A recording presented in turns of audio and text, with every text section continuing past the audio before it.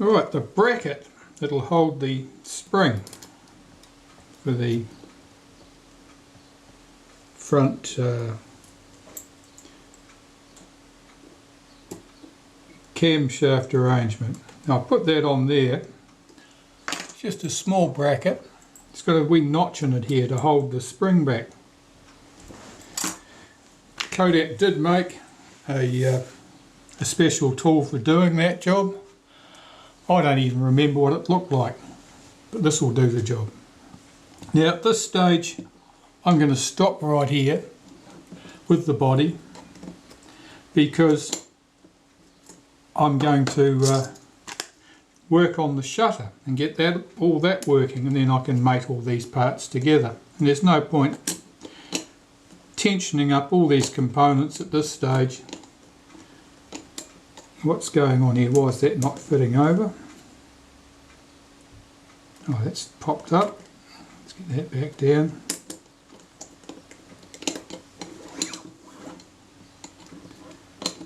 No, something's not working. That's better.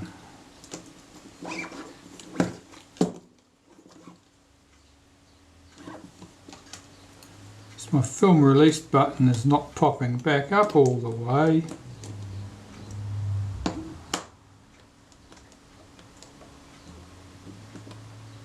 Is it trapped underneath the shutter release? Oh, it's trapped underneath the film release lever. That's better.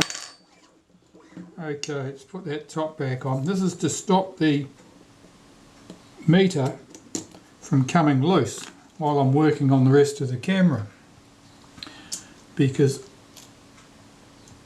you only have to look at it the wrong way and the meter will come loose, swing away from the camera, and of course all that careful tensioning will be lost and everything will have to start all over again.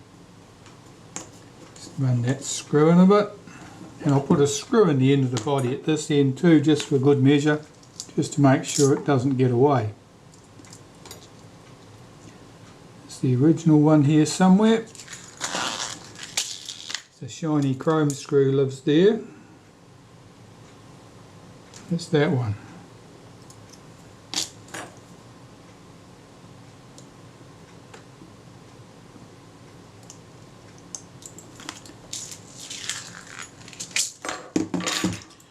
And now I can put the body to one side. This is a top I use for when I'm working on a Reflex S or on a Retina 3S for that matter. It works fine on that too, just to allow me to keep the meter in place, make sure the shutter release lever and all this is in place, and it allows me to test the film advance too, because it has the frame counters in place so that everything gets worked just as it would do normally. This to one side. I really need to look at that shutter, and the shutter is here. So I've got to strip this down and get to it. Okay, let's start stripping some stuff here. Get those two screws off.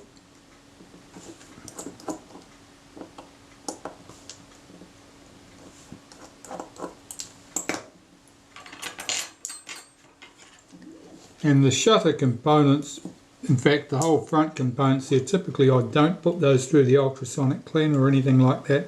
I just clean them by hand. Just peeling off this little buffer here. This is just a little strip of leather, and that's the mirror comes up against that. So it's just to stop the mirror clacking loudly. Take that piece of metal off there.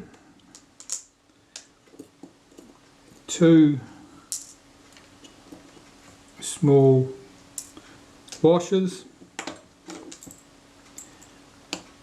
A single screw here holds that screw in place.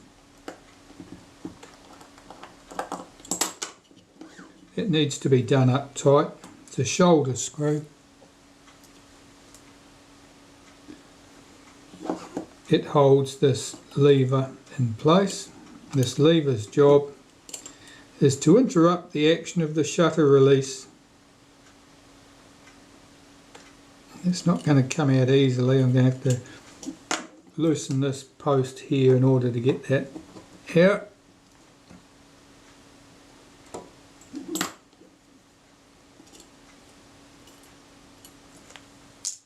That little lever interrupts the action of the shutter release, and basically it serves that when you release the shutter, when you press the shutter release, the shutter blades close.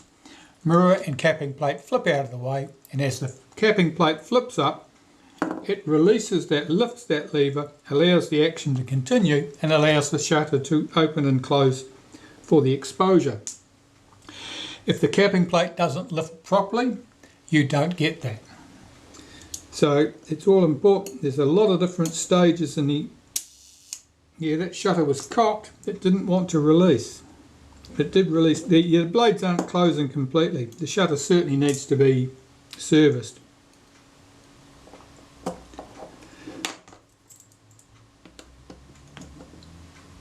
Alright.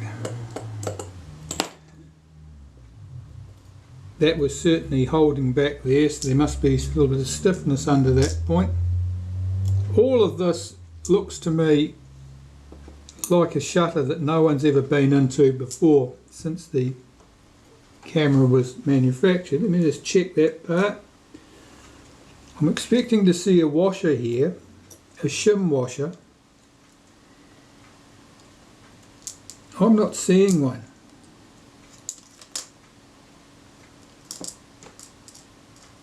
That's interesting.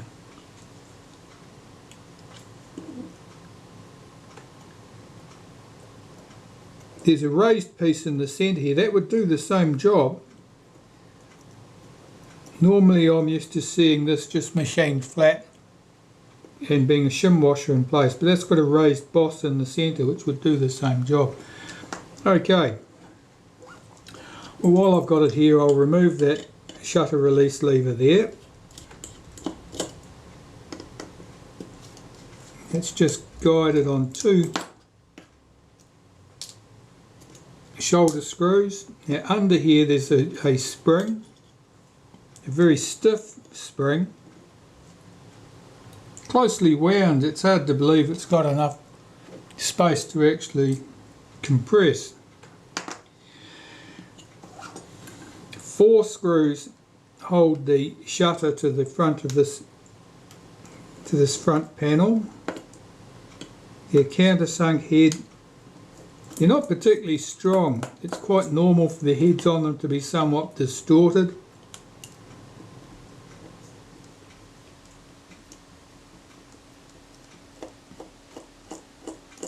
There's 4 of them.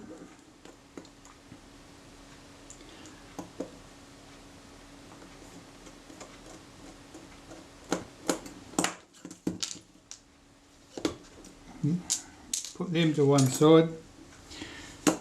Now before I can remove the shutter, I've got to unsolder the connection at this point. Now I don't know what's been done here.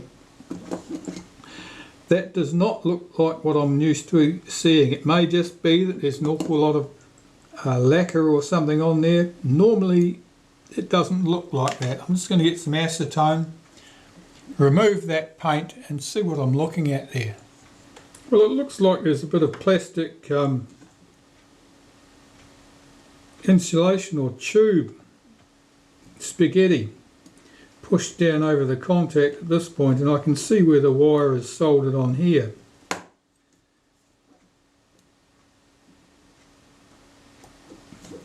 Probably have to split that plastic off there.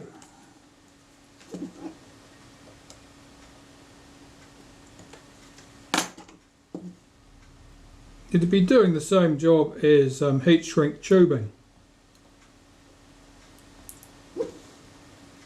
With older electronics, before heat shrink tubing was a thing. Oh, let's have a look at that.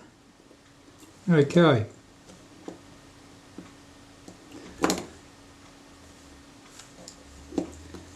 That's certainly just parted company. The soldering had given way. It doesn't really look like that had ever been off. I've never seen one that looks like that.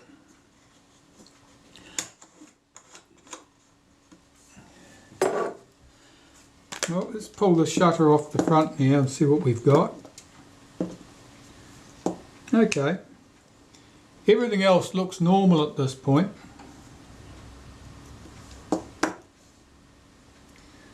Just that plastic sleeving. I wonder if that is heat shrink, it would mean that someone's been in here before. But nothing else really looks like that. And certainly it hasn't been serviced in a long time. I think heat shrink's really something of the last few decades, not 50 years ago. Okay, oh, well, we'll deal with that flash connection in the fullness of time. That piece of spaghetti, that's interesting. I don't know whether that was further up the wire and then was pushed back down over that contact. That's the only thing that makes sense, because the solder joint is part way down there, and that was well down on there. It must have gone over the top. It must have gone on like heat shrink tubing. So the shutter itself, what have we got here? Let's have a look. They're in frame, yeah, just.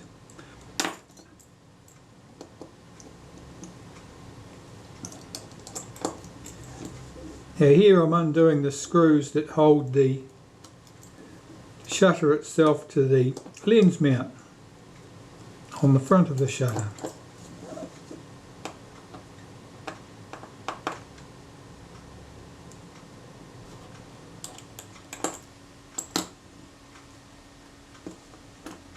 There are 3 screws. Lift this off. Now there's a pinion gear here we must not lose. And that ball, that's the detent ball for the shutter speed. So you get a nice click stop where the shutter speeds are. Put those 3 screws away there. And here's the shutter itself. Let's see how well this runs. I've got a tool for cocking this.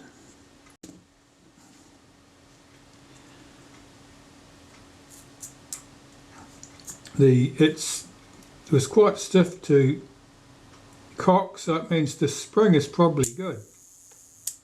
The shutter itself runs quite well. Everything here looks quite unworn.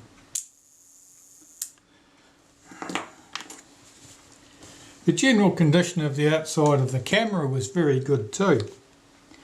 I suspect this is a camera that actually did very little work. It is just laying away in the cupboard somewhere at the back of the dresser.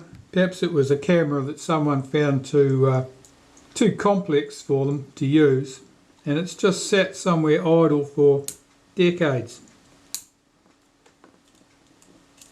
But even if it's a camera that's done very little work and therefore is not worn out, it still is desperately in need of servicing.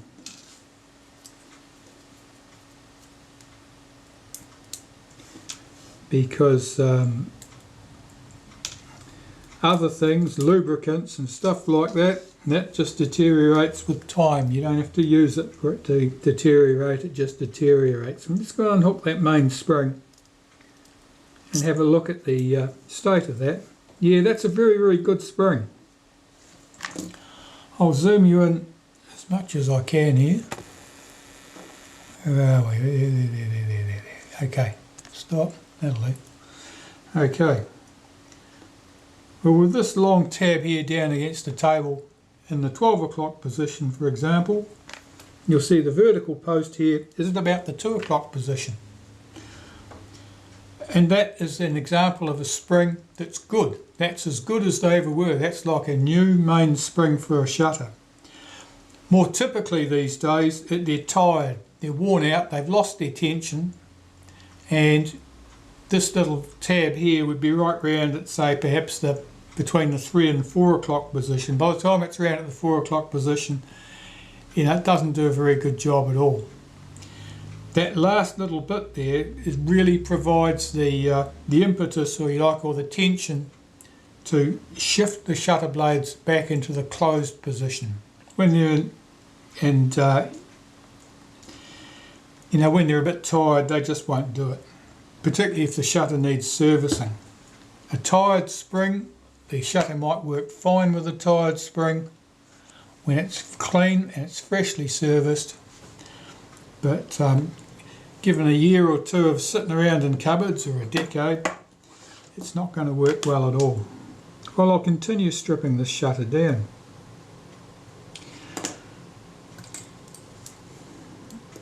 I'll start by removing the retard gear train.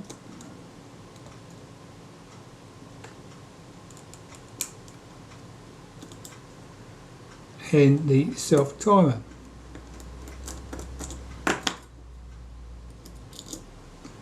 Now, interestingly, the heads on those screws do not look exactly minty.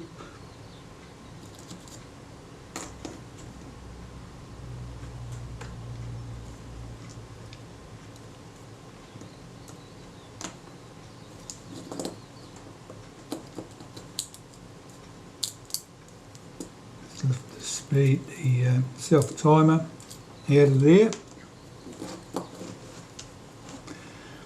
That's the shutter release lever, we can have that out.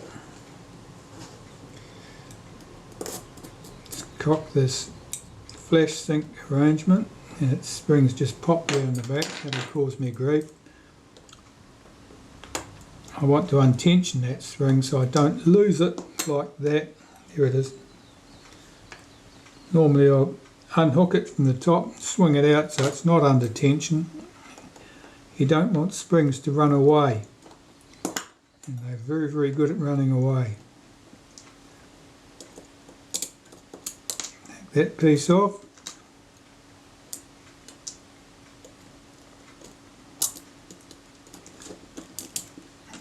And set that piece.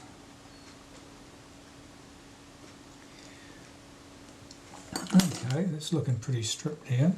I'm going to find my other screwdriver. Got this screwdriver.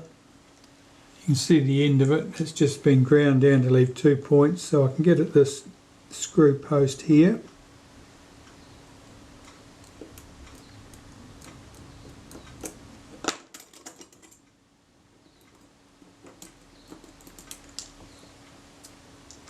Pop that to one side. I want to get this spring unhooked. Where's my pliers? Alright, normally it's best to hold back the arm there with a screwdriver, and then just push that spring forward and unhook it. That way you don't have to stretch the spring right out trying vainly to unhook it from the little hole in the arm here, because otherwise it's inclined to just take the arm with it and you're chasing it all over the shutter, stretching the spring as you go. There's our B lever, and there's a spring here for the B lever, which I have to unhook carefully. And all of these little springs, you have to take great care to make sure the buggers don't disappear into the distance. There's one right here. I'm holding a toothpick over the centre of that post so the spring can't get away. I've unhooked that spring now, and I can lift it out. It's important to be able to hold the spring down in some fashion so it can't escape. Alright, that's looking okay.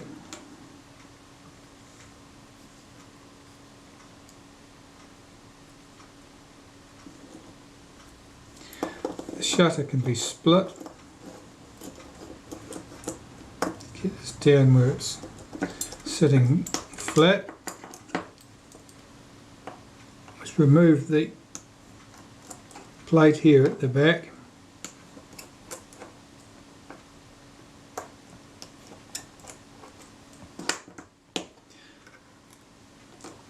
This retains the setting lever for the flash sink and self-timer. It also has the detent for it, the lock lever, to stop you setting it accidentally or changing the setting accidentally. So we can lift this lever off. Let us unhook from the side of the shutter there. That was the main drive cam falling out. 3 screws hold the case together.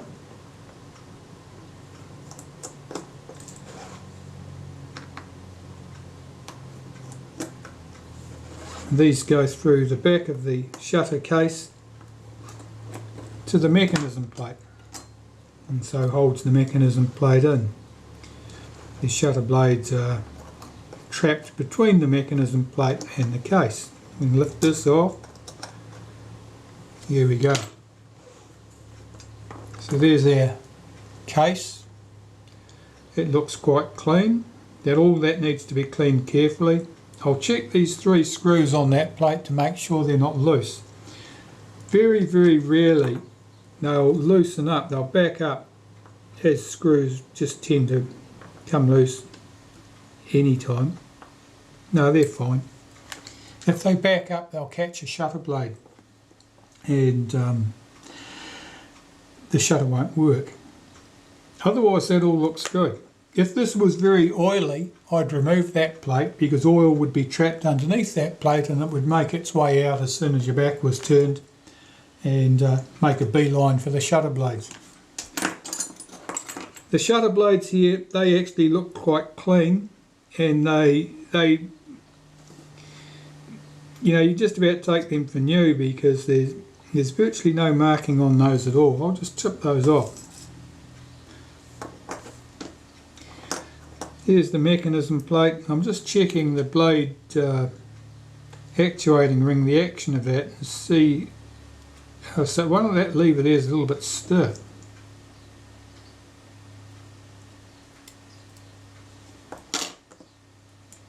Just checking the feel of this. That should be quite free operating. It's a little bit stiff in its action. There are 2 factors to that. One, it might just be stiff because the grease is a bit sticky, and the other thing is this detent spring here, which I'm just going to unhook. Maybe be a bit stiff. Yeah, it's a big mixture of both. Certainly it made a difference when I unhooked that.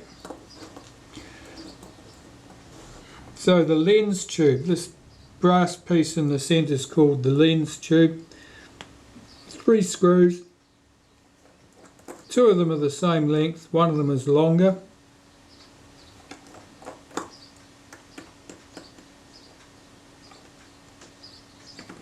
You can see I'm keeping a lot of downward pressure on those screws as I undo them so the screwdriver couldn't slip. This screw at that position, this bracket that holds the main spring, main drive spring, that screw's longer than its 2 mates, just by the thickness of that main drive spring bracket, which is probably around, I don't know, 1/4 of a millimetre, something like that. There's not much between them. Here's the blade actuating ring, and here's our mechanism plate. And these parts just need to be cleaned now to remove all traces of the old grease, make sure that everything's moving freely. I'm a little bit suspicious of that lever there. And that's about all really. Just clean and reassemble. The condition of everything in the shutter looks very good. The retard gear train and the self timer, I'll clean those in some naphtha. They'll go in the ultrasonic cleaner. 10 minutes in the ultrasonic cleaner will shake out anything that was in the way of contaminants there, and there I'd be looking at oil or grease or dust, or anything that might have embedded itself in the teeth of the gears and might stop them from revolving smoothly.